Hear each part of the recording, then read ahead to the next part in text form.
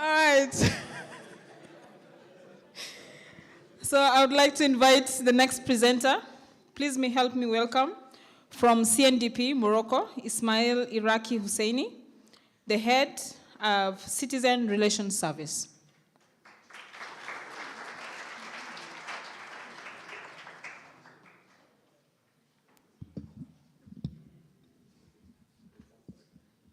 The morning is almost over, but good morning again. And thank you all for having me again today in front of you. I would like to thank Dr. Shakiri, Dr. Iraqi, the CMU, and all the guests for having me present to you the ongoing project of the Data Protection Authority of Morocco. So, I know that initially my presentation is about the ongoing project, but I'd like to take a few minutes to present to you first what the law is really about. Since today's session, there are more and more students, and I'm very happy to be standing here in front of you as a former student from AUI. So the law, the data protection law is the law number 0908. On the protection of individuals with regards to the processing of their personal data. The right to privacy is ensured in the Article 24 of the Moroccan Constitution. So when the law was passed in 2009, it was nothing but a confirmation of something that's already existing. And it's a legal framework of how organizations should implement and should protect the right of privacy of the citizens.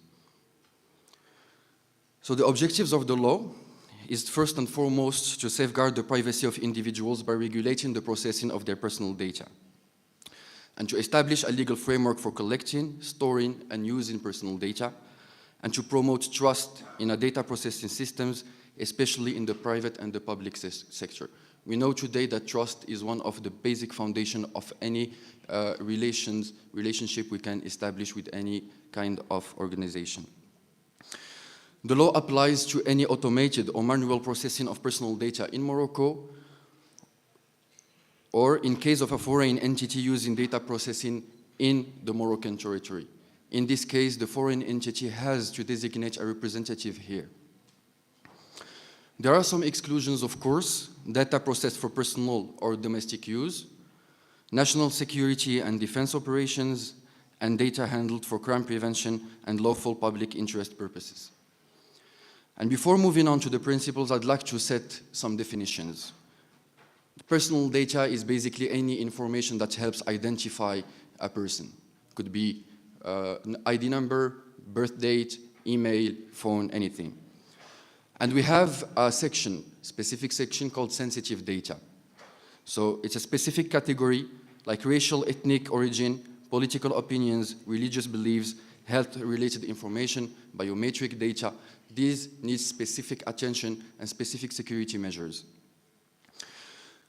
Processing in the data protection law starts from the collection of data. Even if you don't do anything with it yet, the simple collection abides you by the law 0908. And in this case, you're called a data controller. You are the person who collects the data and defines the purpose of the use of data. Any data protection law is based on 6 principles. Everywhere in the world, you'll find the same 6 principles. First and foremost, lawfulness. You need a legal basis. What's the legal basis for processing data? Is it consent? Is it contractual clauses? It is the vital interest of a person. You need to define a legal basis. You need to limit the purpose of the data processing. You should not be collecting data for HR purposes and using it for clients, management, or anything else. You need to minimize data, only the data you need for the purpose. In case of a marketing campaign, it's not logical to collect the ID number for a simple marketing campaign.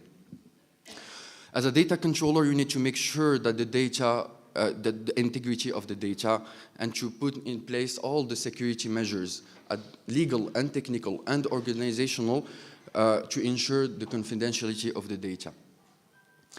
You need to ensure that the data you collect is also accurate, and finally to define a retention detention period. So the data needs to be destroyed at some point, and this should be proportional to the purpose you define. And of course, it needs to be aligned with any other existing legal framework. As a data controller, you have some obligations. Now we know how law works. First and foremost, you have registration requirements. You are obliged by law to notify the Data Protection Commission of the processing you are doing. So there are some forms to fill, there are some processes to put in place, and we as a commission, we make sure that these are compliant with the law. You need to ensure that you have all the security measures in place to protect the data. When we speak of security measures, again, it's not only technical, it's also legal. And this comes in confidentiality agreements. Whenever you use a third party, or which we call in law 0908 a sub-processor, whenever you have to make sure that the agreements or the contract you get with that third party has data protection clauses and confidentiality clauses. And finally, the data controller is accountable to non-compliance to law. So no one can and should ignore the law, and the data controller is accountable. We have here, finally, an important aspect of cross-border data transfer. We know that today, data can go from one place to another in milliseconds. So there are some requirements by regards to cross-border data transfers. They are subject to some conditions.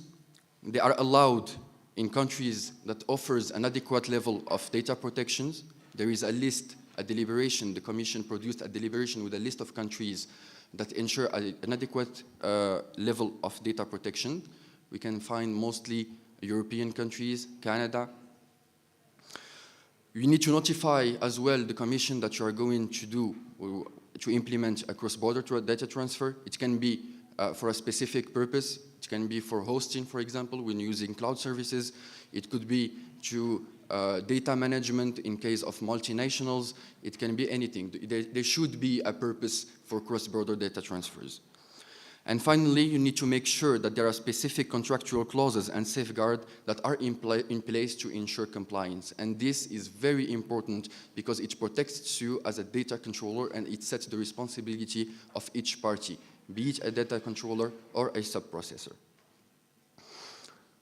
So now I think I'm done with the boring law side, and I'll get to present to you the Commission, the Data Protection Commission. And here I'd like to stop for a few seconds on the name of the Data Protection Authority.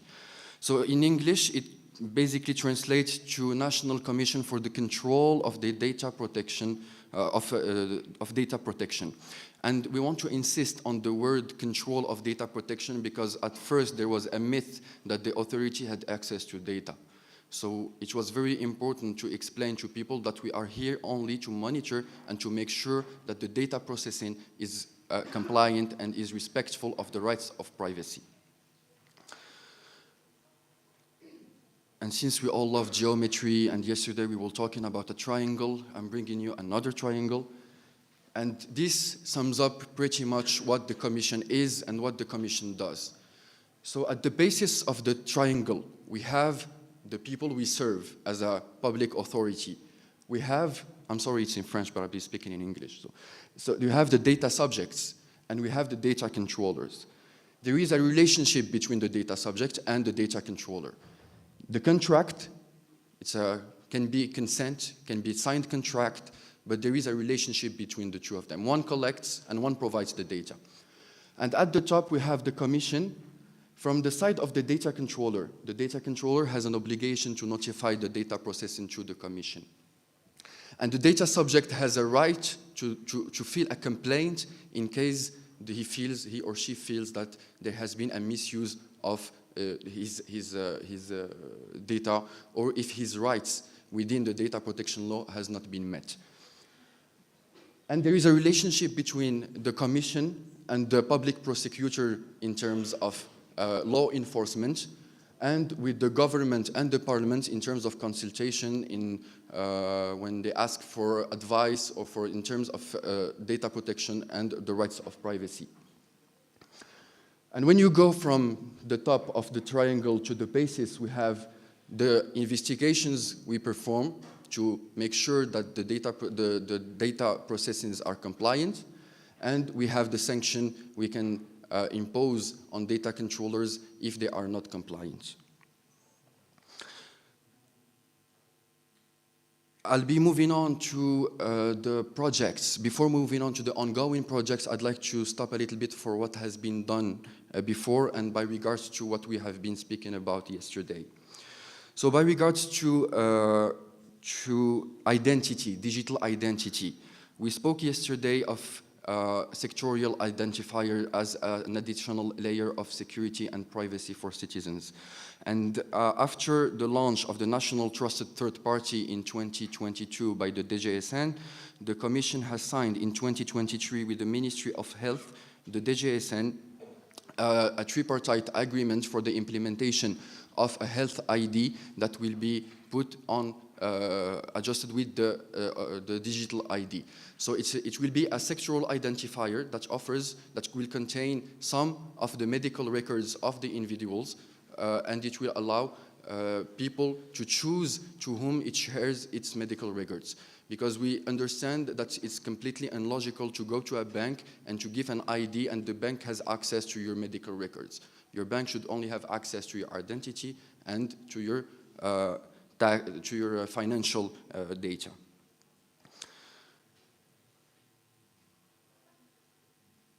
So just as a reminder, we have participated actively in the deployment of the National Trusted Third Party for authentication since the very start of the project, as we collaborated with various stakeholders, including the DGSN, in ensuring data protection compliance, and we were the first public and the very first organization in Morocco to adopt the National Trusted Third Party for our own digital services. So today, if you want to register in our digital platform, you can do that with your national ID and the mobile application of the DGSN.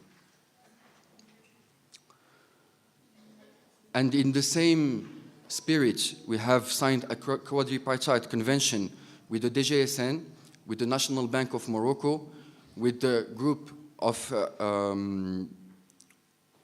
the GBPM is the groupment of banks in Morocco, in order to promote the deployment of the digital ID through the financial sector.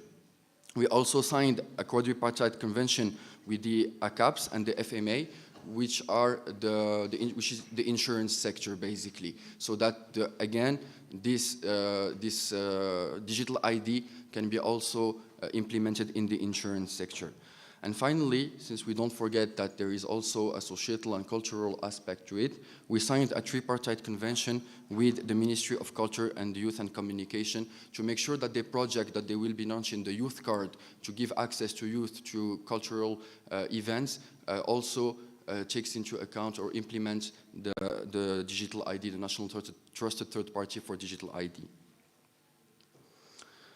Which leads me to what we are doing, which the projects that are ongoing and the topic of my presentation. There are many things doing, and I'm sure that I'm forgetting to put some things here. So first and foremost, our most important project actually is modernizing the law. The law exists since 2009. There has been a lot of evolution in the digital sector. We are completely aware of that, and we are working to modernize the law to make it up to the international standards. We have also put in place several programs, assistance programs. Our flagship program is called Data Tiqa. Tiqa meaning trust in Arabic, and it's a program that's the first step of the program is to sign a convention, and we organize weekly meetings with the parties, with our partners, to help them achieve compliance with Law 0908. And I'm very happy to say that today we have more than 25 partners from various sectors, from banking, health, government, universities, as we want to be as much present in all the sectors throughout our territory. And we have designed, let's say, an assistance program that are less requiring. We don't need a convention, and there are two types. The first one, a team from CNDP moves to Casablanca, to Technopark Casablanca, to assist the startups and the SMEs in achieving compliance. We do that also with CFC, the Financial Center in Casablanca, to help them with compliance. This goes by one meeting per month, and we meet for a whole day. We move to Casablanca and we organize meeting with people who are interested in compliance, and we help them with the process. We have also developed our own digital platform for data processing notification to ease the process of filling forms. I know we all hate to fill forms. This is, for some, a real nightmare. So we made it digital. And the process is pretty simple, and it also helps with keeping what we call a registry of data processing activities, which also helps with compliance with foreign partners. So all this can be done. We are working currently to implement electronic signature so that the process is fully digital, and you can fill the form, sign digitally, and send it systematically. The form has some specifics that reduces for us the time of the treatment of the file, which leads to higher satisfactions from the data controllers. Because as I like to say, we as a public authority, our mission is to serve the public. There is no reason for us to exist besides serving the public and protecting a fundamental human right. So, by regards to data controller, we have obligations because we understand that there are some requirements. There are obligations to return the authorization to study the files in a certain time frame, which is very limited. We have also developed a citizen-oriented platform because we understand that it's completely unlogical for a citizen to request something from an administration and that the request stays unanswered for days. It's important to stay in touch with the citizens, to reply, to discuss, to get the request, to get the questions they may ask us, and we need to answer. And to facilitate this process, we created a citizen-oriented platform that gathers all the questions, and we make sure to respond in a time frame, in the most adequate time frame. And I'm very proud of this platform as I worked in it, and it goes in line with what Dr. Shakiri spoke from citizen-oriented digital platforms. So it's perfectly aligned with what he's been doing here. We are also working in the commission. Here is the commission working on sectorial deliberations. So deliberations are an additional legal framework that comes and completes what's missing in the law. So there will be deliberations for the health sector because health data is sensitive data and it needs to be protected. And there will be more deliberation coming for the financial sector, etc. And finally, we also have ongoing sectorial investigations. We investigated the health, we are currently investigating the health sector by regards to their compliance with the data protection law and to make sure that the citizens' data, the patients' data are correctly protected and the right of privacy is protected, is ensured to all citizens. But we do not only work at the national level, we also work at the international level, which is very international cooperation in the digital world is very important due to the nature, the cross-border nature. So at the international level, we organized in September the first inter-network Atlantic meeting on data protection in Rabat, which gathered all international regional networks who promote the data protection and the right of privacy. We had a representative from the African network, from the Lusophone network, from the Ibero-Latino network, from the Asian network, and it's the first such initiatives done in the world. And since 2021, the CNDP also holds a seat at the Executive Committee of the Global Privacy Assembly, which is the equivalent of the UN of the Data Protection Authorities. It is more than 130 authorities. And I'm very proud to say that it's also the first African country to be accredited at the GPA in 2011, the year the Commission started being fully operational. Within the same Global Privacy Assembly, we provide leadership and coordination for the International Working Group on the Digital Economy, which includes, in part, digital ID. How can we promote a secure and safe digital economy for all citizens? And here we also play an important role to promote the African perspective, which brings me to what we do at our continental level. The CNDP is one of the founding members of the Network of Africa Data Protection Authorities, which was established in 2018, and it serves since then as the permanent secretariat of the network.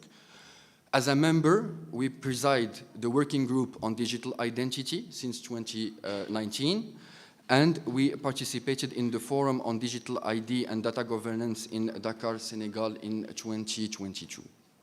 Which was co-organized by CDP Senegal, the Data Protection Authority of Senegal, and the Network of Africa Data Protection Authorities.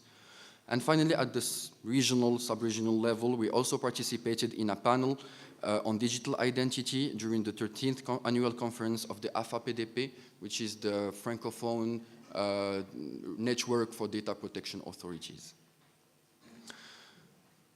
I would like to finish my presentation with a saying that's come again and again. If you want to live digitally, you must breathe data protection. So it needs to be embedded in your own mindset whenever you want to live digitally, be it on academia, be it on a professional level, on development, on engineering. You need to keep the principles of privacy by design and privacy by default in your minds. And thank you very much.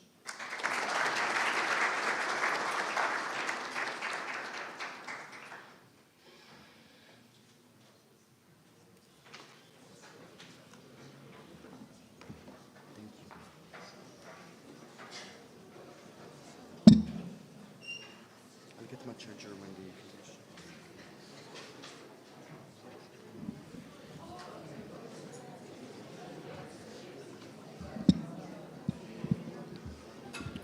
All right, thank you so much, Ismail, for that wonderful presentation. I think the takeaway message here today is privacy by design. And just to emphasize on that point, it means that from the word go, when you're dealing with a system, should you be designing a computer system, a program, then you're thinking about how to incorporate privacy in your programs. Next, I would like to invite Professor Hanan El-Bakali from NCIS, Mohammed V University. A round of applause, please.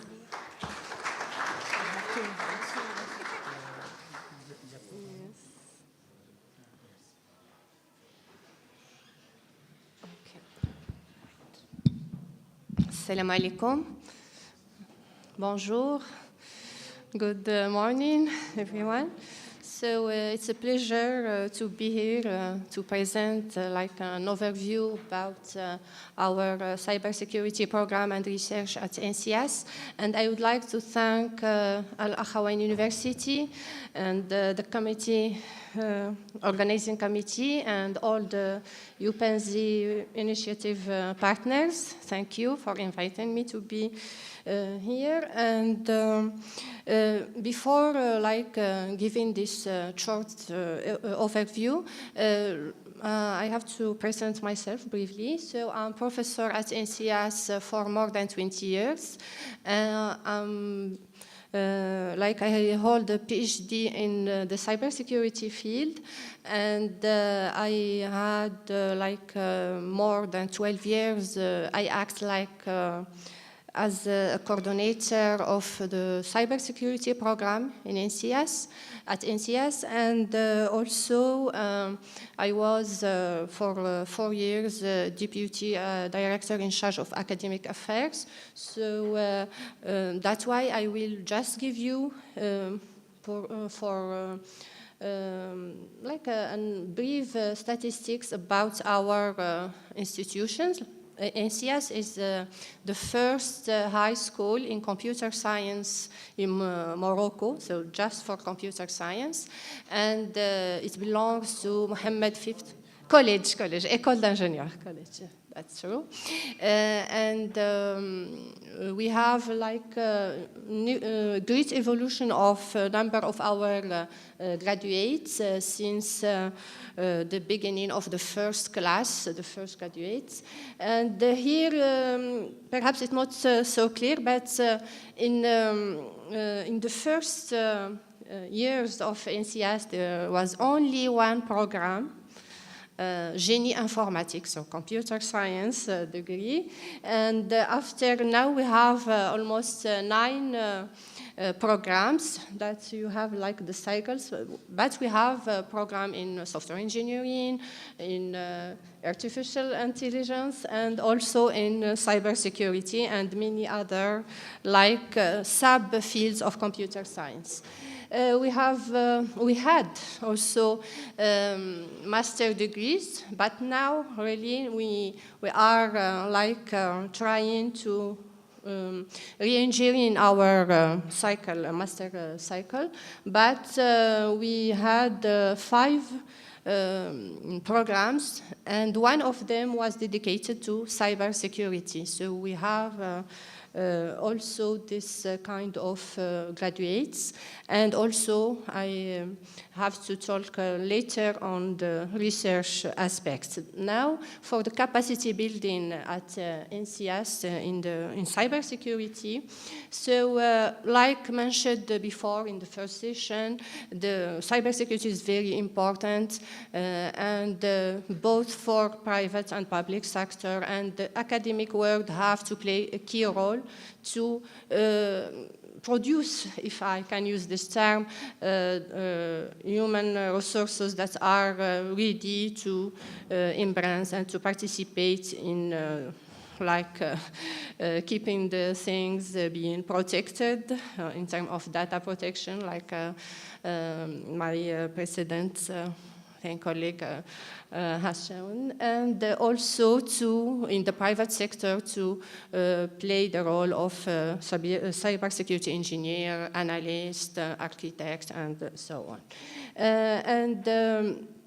For other, of course, in our in Morocco, we have many number of strategies, since I think I already mentioned the Maroc Numérique 2013. And perhaps I just remembered that in 2010, I was here at Al Akhawain University to present our program in cybersecurity. And it was like in the beginning of the Maroc Numérique 2013, and it was of the beginning of CNDP, and all masters and all the staff that we have now, and they reach now great maturity, but it was, then it was the beginning, and je close donc la parenthèse, and I think everybody here knows that we are now a new national strategy in cybersecurity. That's very recent, I think in July. So this strategy also highlights the importance of capacity building in cybersecurity, so, and research also. So c'est le pilier 3, so you can see here the main objectives to reinforce or enhance the capacity of our research. So we are aligned with this strategy at NCS. I think here also at Al Akhawain, at many of our academic institutions. But at NCS we are proud of being the first School of Engineering to offer a program in cybersecurity. So this is since 2009, so very in the beginning of the Maroc Numérique 2013 and all the other actions. But I think it's worth mentioning that since 1993, we have like modules on that treat cybersecurity, but mainly in network modules. That was the classic aspects of security is network security. So that was in such modules. And we have, since 2007, we had the first like module in cybersecurity. So for all the students at the second year, but at the time we have only one program, Génie Informatique. So that was, but since 2009, we create option, like major or like specialty in cybersecurity within this computer science program. Okay, I'm really happy to be in the team or to lead the team who created this major or this specialty. And we had 7 graduating classes, so as an option, as a specialty. But since 2014, we had like filière. I don't know the good word to translate filière, but the program, engineering program, which keeps the same name, Sécurité des systèmes d'information, Information System Security. So, and then we have the 8 graduating classes. So, and we will have last one next year, inshallah. That's because in 2024, this year, so in July, we had accredited, we have the accreditation of our new program in cybersecurity, which is, we named Cloud and Mobile Computing. So, cybersecurity, cloud and mobile computing, and with 2 specialties, one in cybersecurity and the other in cloud and mobile computing. So this is very another step in this program. And even in the cloud and mobile computing specialty, we have modules on cloud and mobile security. So that's the new in our program. I think it's important to mention like briefly the kind of modules that we are teaching in this program. And we, of course, everybody could expect that we have network security, application security, some cryptography, but we have also security, so management of security. So we have also the legal aspects of security.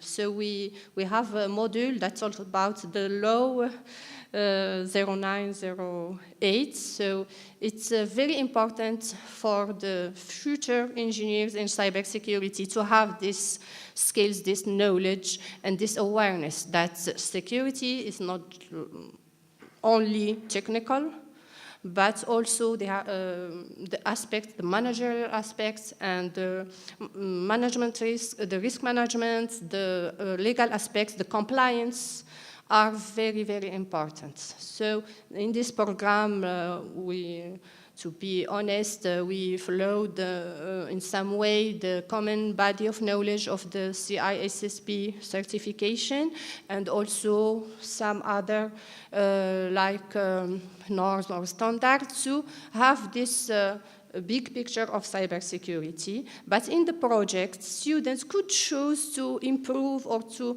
go further in some aspects, because we have some students that that are we have the passion of pen testing and like ethical hacking and like that, and others that prefer they are preparing themselves to be in managers, so they are more interested in such aspects. So this program is could serve all these aspects. For the here, just to show the difference between our last accreditation in 2021 and the last one, where the name Sécurité des systèmes d'information is now Cybersecurity, Cloud and Mobile Computing, and there are another program that have changed is Data and Software Science. The other remained the same with some, of course, some improvements. And for the master programs, as I mentioned before, we are now really working to have some seminars, to be like a participative approach, to revisit it. I'm sorry for my pronunciation, but the idea is to work together to align our program in masters with our research. So that's the main idea of our future master cycle programs. But as I mentioned, we had 3 promotion or graduate classes in the Master Sécurité Système et Services. So around more than 100 students were graduates. So for we have also experienced another type of training in cybersecurity with the initiative called Job in Tech. I'm not sure if you are aware of this initiative. No? Yes. So this initiative is like an effort between CDG and the Maroc Numérique Cluster and the Ministère de Transition Numérique, so digital transition, and to train it's not like a diploma or degree, there are qualifications. So to convert or to upgrade, upskill, some like profiles that are not in the digital in the beginning. They have other degrees, even in math, physics, electrical, and so on. But they are motivated to be converted in the digital field. So we have 4 kind of training programs, and one of them is in cybersecurity and cloud computing. And this initiative is now, that was like the projet pilote, so like a first round, but now it will be like a larger scale in Morocco and in many other regions. They begins by Rabat, Rabat and Casablanca, and I think Kenitra. But now they are very for all the regions. So we participate also in that.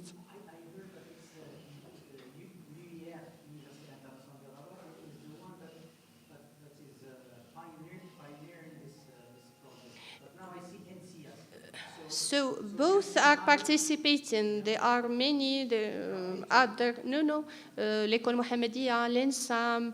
There are many in, I think Data Protect was participating as training organism. Yes, this is that will be spread on all the regions. They start with Casablanca, Rabat, but all the region, even in the south of Morocco, even in the Laayoune, I think I heard that. So it's an initiative that will be spread. So now I move to the research part. So it's difficult in computer science field to really present number of access. They are all overlapping. But we tried, like, just for the feasibility's sake, so to for the PhD students who will be involved to say, like, we have 3 main axes, but honestly, there are many overlapping between them. And one of them is for security and communication networks. So for this axis, we have many topics. So this slide not really represent what we are doing really, but it gives some idea about the main topics that we are doing in terms of research. So here, like, this is not really updated. I think the data is until 2022, but we can have this data is for all our CEDOC, doctoral center. So this doctoral center is we have NCS and NSAM. NSAM is another engineering school that have many fields like mechanical, electrical, and also computer science. But in terms of research, they works more on energy, on mathematics, on other kinds of engineering. And mainly for the computer science part, it's our PhD students at NCS within my colleagues from NCS. Decision science also mainly from our colleagues from NCS. And I showed this slide to show the collaboration per country, so to show like we try to collaborate with the international institutions, and this is very important, and I think our meeting today is to show the importance of collaboration and networking. That's why, even if not updated, I chose to show it. This is some statistics about our PhD students until last year, so not for 2024, but just to mention our structuration or our labs and teams. And this also is another change in situation, because we had just waiting to have a new president, not per interim, and now we have it since not yesterday, since 2 days. So to have the projects of the university and all the project that was in standby, because the president in the per interim, of course, had a good job, hard job, but the great changes are always waiting when we have a project, development project for our university. Donc perhaps we will have another restructuration of our teams. I belong to SS Lab, Smart System Laboratory. So we have many topics in this lab. One of them, cybersecurity. I tried to show you the PhDs, yes, that were defended since 2014 to show really the topics, and in the titles it's not always very explicit, but you can see we have more than 30 theses on security, but I'm nearly sure that other colleagues perhaps used security in within or their work without this being visible in the title, because some aspects, but those PhD are mainly about security, and which is visible in the title, and we are more than around 10 professors working on security. We have new professors that not listed in this because they are still working with their PhD students because they are like new professor in NCS. So we'll have, inshallah, in the future, more PhD students in cybersecurity.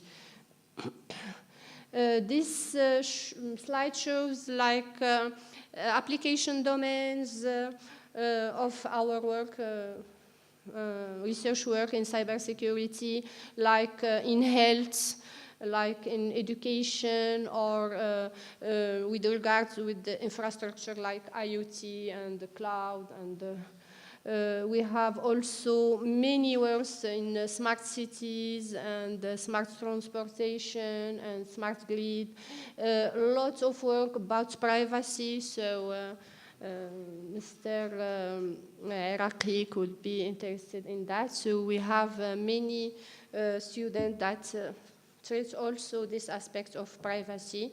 And okay, so we have lots about anomaly detection, threats detection, and so on, and trust, reputation, access control, all the stuff, but applied in many domains.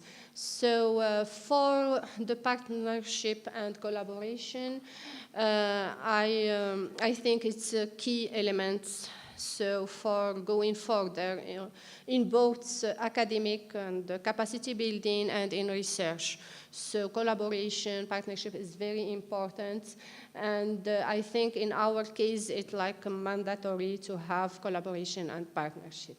And it's not always easy to have good collaboration or like continuous one. We start many initiatives of collaboration, partnership, but not in every case we have like an outcome or continuous. So we have to be like patient and keep working hard to build new collaboration. And I'm really glad to have the opportunity to be here and to open perhaps other ways with Al-Akhawain and with all the UPNC nodes. So, and I think this initiative UPNC shows the importance of collaboration. So thank you for your attention, and if there are some questions.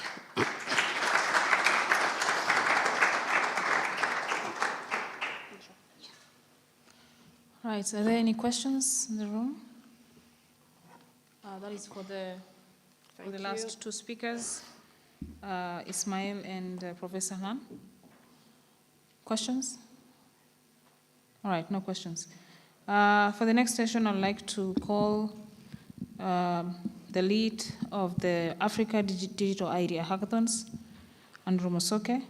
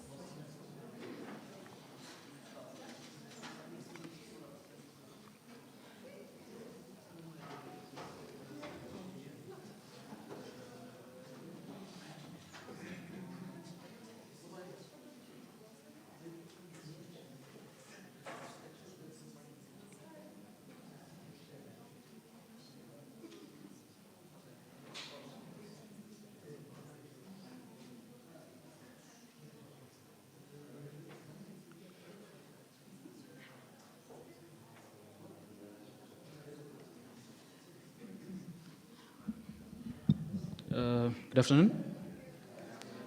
All right, so I have the unenvious job of standing between you and lunch.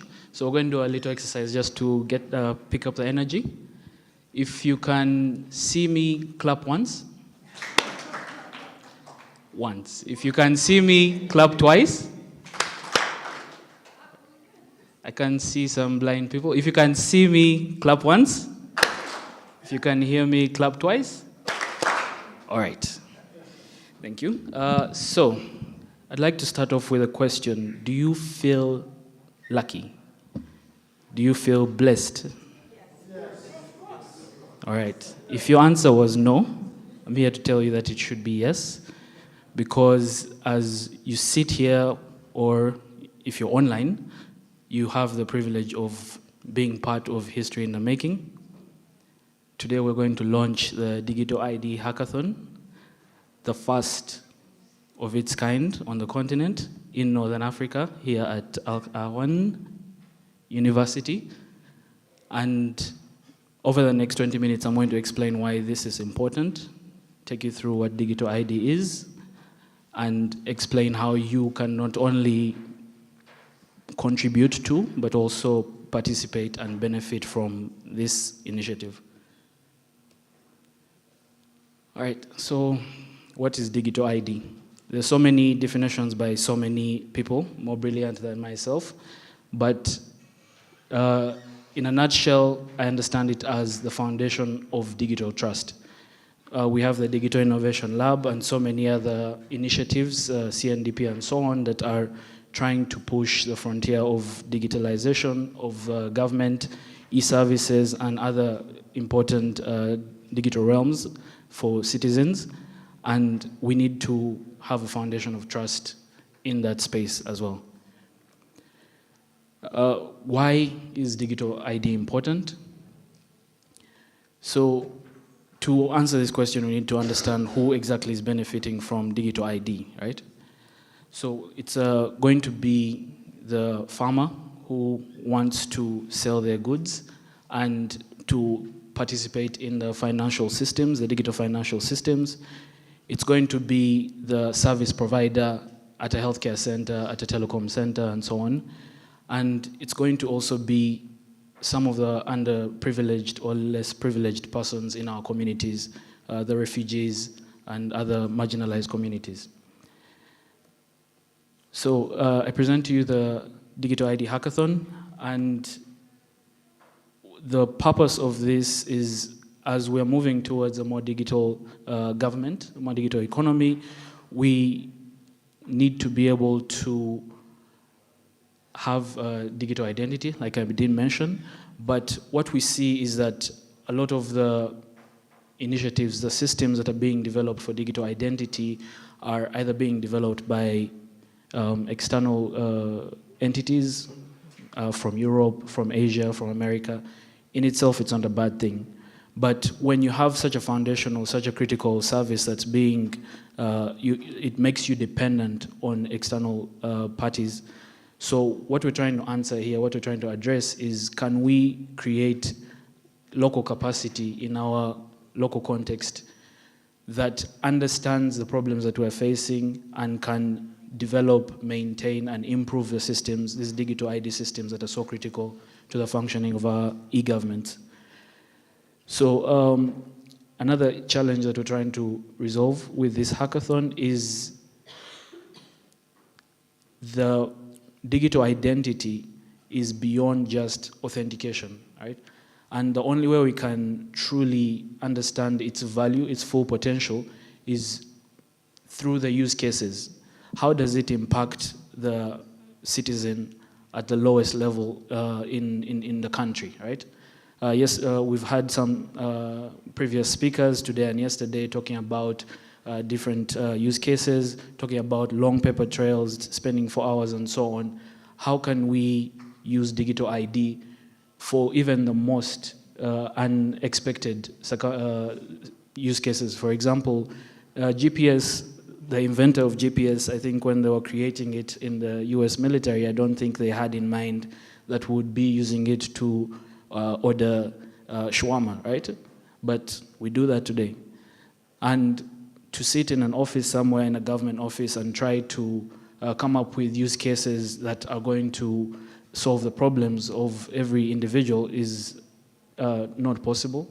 So this is why we bring forth the hackathon as a platform for students and citizens who are actually facing these problems to be the ones to come up with the solutions, right?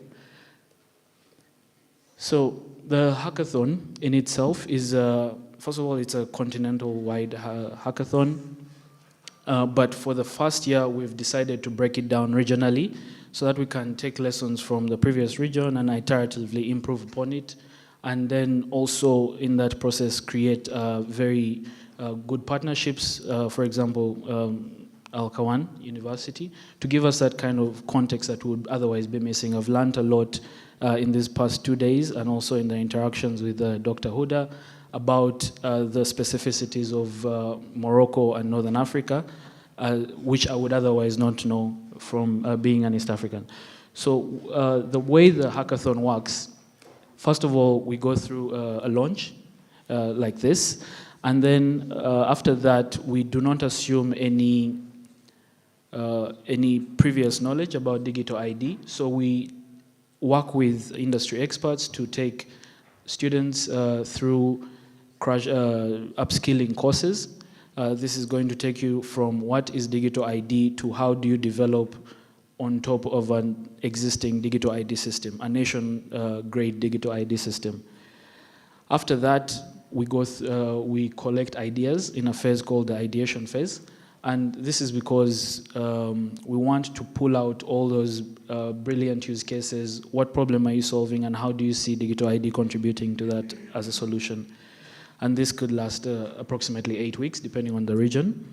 And this is then evaluated against certain criteria, including how novel is the problem that you're trying to solve, how relevant is it to the African context or your local context, and how can it scale, and so on, and different other criteria that are available online.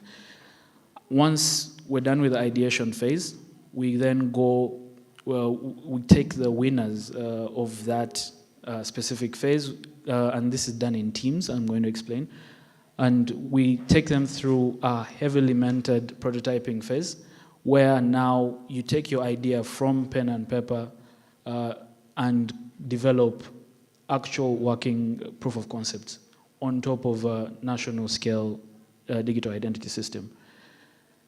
Then finally, the happy part is the awards. You get to revel in the prizes that you've won, right? Then, so what's coming up next? Today we are launching, 22nd. Next we shall have the announcement of the shortlisted teams. So between now and the 9th of February, we shall have the ideation phase. Shortlisting is done after the idea submission deadline has reached, which will be 9th of February. Then we shall have the award ceremony on the 11th for those fortunate winners. And then finally, we put the winners and the runner-up of each from each region on a national, on a continental stage, the biggest digital ID stage in Africa. That is Digital ID for Africa. So how can you contribute? I know I've been mentioning students, but this is information is for everyone, because apart from participating in the hackathon itself, you could sponsor the hackathon, and this can be at a national level. For example, we do encourage country-level prizes so that you can encourage some of your students to participate as well. You could become a judge in the hackathon because we're always looking for industry experts, persons who can really contribute to the quality of the output of the hackathon.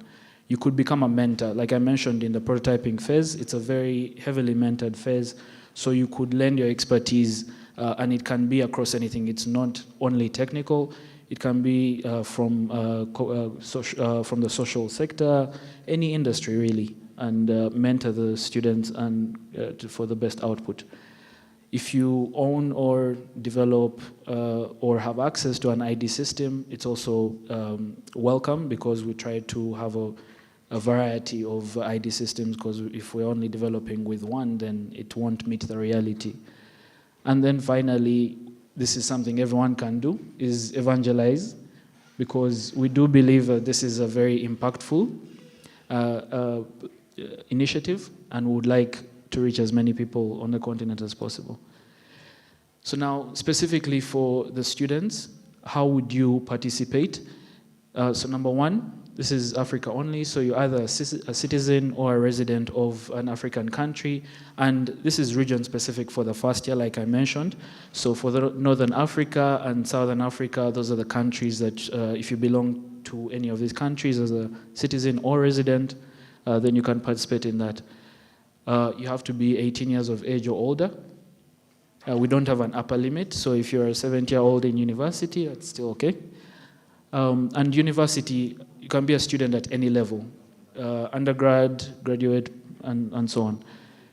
You should be enrolled in a program in a university in one of the countries, in the regions, and we do not take individual contributions, so you have to be in a team of minimum 2, maximum 5. And for inclusivity, at least 1 active female in the team. Emphasis on the active. So much as this is, I'm talking about building a prototype on top of a digital ID system, this is open to anyone, but the output is still as a prototype, so we encourage you to have at least 1 person on the team who is with the ability to develop software. But the teams, if they are multidisciplinary, the better. And then finally, if you already have a system or a use case that exists, as long as you own the rights to that system, it's within bounds to submit it for the hackathon as well. I did forget to mention that also for the sake of inclusivity, if you're a refugee residing in any of the countries listed, you're also welcome to participate. So we do have a very beautiful online portal for the idea submission phase. And essentially, if you follow any of those links, depending on which region you're in, this is what you'll be greeted with. And once you click on the link, you'll be asked to submit some registration information, after which you can create a project, create a team. We have a vibrant community on Discord. And then we also have the idea submission template, which is a must for you to follow and submit your idea. So submitting the project is also quite simple. It's a step-by-step guided process. And as we continue through the couple of months that it takes to submit the idea, we do have a couple of webinars, resources, and so on, and we make all of that publicly available in case you're not able to attend a specific upskilling webinar and so on. Then finally, all updates about the hackathons are on the CMU Africa Upanzi website. So this is not the first regional hackathon.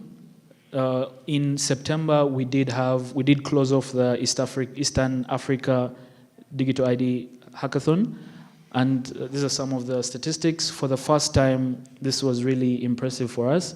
We had 6 countries participating, 170 registered students with 18 submissions. Out of that, we had 6 teams submitting from about 4 different sectors. We had some very interesting use cases, including how to emphasize trust in the agricultural sector as farmers are receiving input subsidies from government, and so on. Education as well, how to use digital ID to make sure that someone can move with their academic credentials from one university to another, and so on. Then the exciting part as well, so the awards and prizes. So we have a total prize pool of valued at 10,000 in prizes, and we do award the winner and the first runner-up. But I'd like to also emphasize here that every person who goes past the idea submission phase, even before that, everyone, we make a commitment to ensure that everyone who participates in this hackathon can benefit from it, right? So if your idea has been submitted and it has a use case, even if you do not win the particular regional hackathon, we're putting you in front of a lot of industry experts on a continental or even global stage, and your work can still impact someone, right?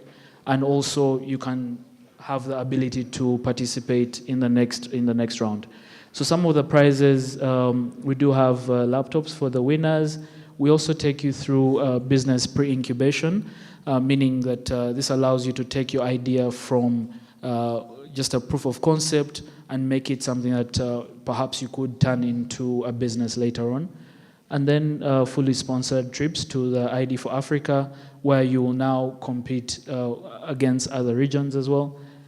And also the Upanzi DPG Lab will offer some internships as well as other partners offering internships. And this is where also we encourage the country representatives to put in, maybe would love to have a Morocco prize, would have to love an Ethiopia prize, and so on. All right, so this is just a couple of, to prove that we do give the awards. AI. Yeah, all right, so some of you might be wondering, just another hackathon, right? There's a lot of hackathon fatigue and so on, but the differentiator between this Digital ID hackathon is our commitment, like I mentioned, to creating a sustainable community of practice for digital ID. And how we do that is, once you've participated in the hackathon, the award ceremony is not the end of it. It's not the end of the journey, right? We want to be able to to continue upskilling you, want to be able to continue mentoring you, and then we also have what we're calling a post-hackathon program, and this is going to take the form of an ambassador program that we shall set up in the different nodes and so on.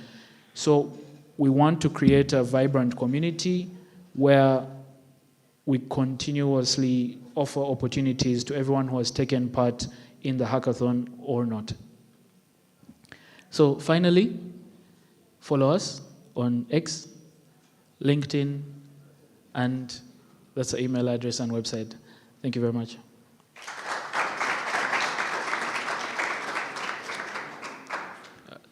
Lena, do I have time to take questions? All right, are there any questions in the room? Yes, sir. So Western Africa will be launched next week in a separate ceremony, but we shall also open up the portal for the Western Africa region as well. All right, thank you, everyone.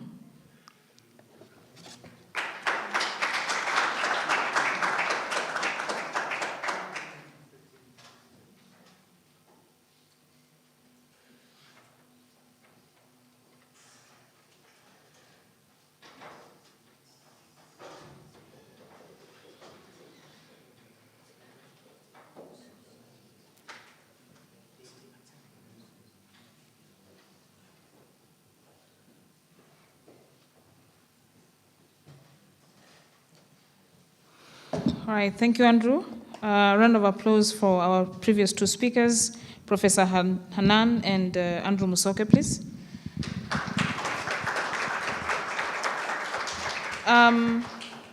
So we know we are a bit behind, so much behind schedule, not a bit. So there have been proposed changes in the schedule. But at this time, so in the afternoon, we actually have sort of two award ceremonies. One is on the agenda, the other one is not. So I would like to encourage us to come back at 2 p.m. Into this room for this. In the schedule it shows 2:30. So if we can make it here by about 2:15, we'll proceed with these two ceremonies. With that said, I think we would like to break to the next session, which is there's a closed door meeting of the Upanzi nodes, as well as the posters that are taking place next door. So right after the posters, we'll proceed to lunch. There will be prayer time and the poster session if you want to come back. The poster session will start at around 2. We will have the posters. The project owners continue with the poster presentations. All right, so the poster session is happening right outside. You turn left, there's an open space on this side, and all project owners will be there for the presentations. So we'll encourage you, these are student projects. There are some projects from the lab that we have, and we also hope that the next meeting like this, Huda, Dr. Omar, you will be on the spot to bring your posters there as the part of the Digital Innovation Lab. So we'd like to encourage you to challenge these projects and also just push us on where should we go next. Thank you so much.